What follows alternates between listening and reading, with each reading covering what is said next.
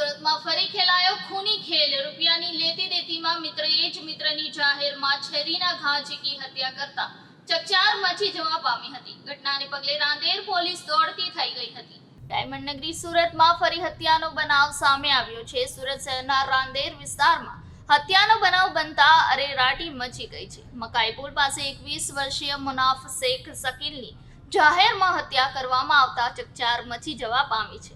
આ અંગે સામે આવેલી વિગતો અનુસાર રૂપિયાની લેતી દેતીમાં મિત્રએ મિત્રની હત્યા કરી હોવાનું જાણવા મળ્યું છે। સુરત મકાઈ પુલ પાસે વહેલી સવારે રૂપિયાની સામાન્ય બાબતે મિત્રએ જ મિત્રને છરો મારી હત્યા કરી નાખી હતી। 21 વર્ષીય મુનાફ શેખ શકીલની ચપ્પુના ઘા મારી હત્યા કરવામાં આવી હતી। હત્યાના બનાવ બાદ રાંદેર પોલીસે હત્યાનો ગુનો નોંધી તપાસ શરૂ કરી છે। રાંદેર પોલીસ સ્ટેશનની હદમાં ચિસ્તિયા 4 રસ્તા છે મકાઈ પુલ પાસે।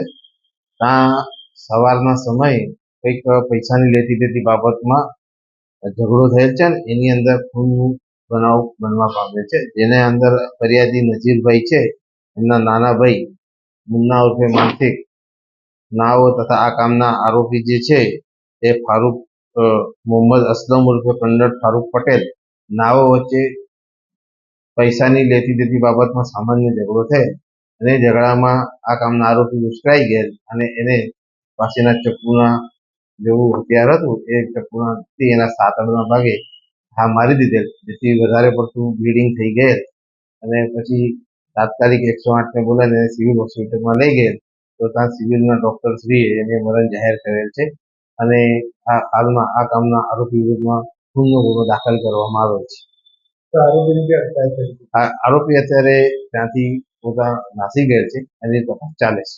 કેટલા વાગ્યાનો બનાવ હતો ને તપાસ આ બનાવ સવારના 5 સાડા 5 વાગ્યાનો છે અને પોલીસને જાણ થતા પોલીસ તાત્કાલિક ઘટના સ્થળે પહોંચી ગઈ અને